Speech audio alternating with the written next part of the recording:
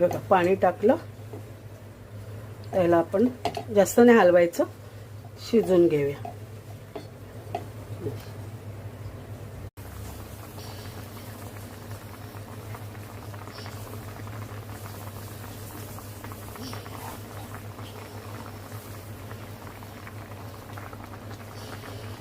झटकीपट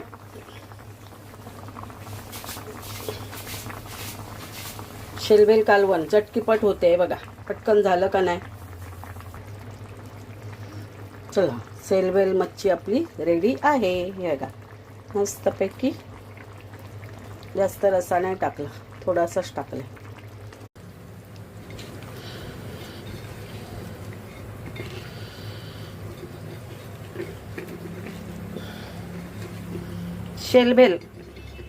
शेलवेल मच्छी.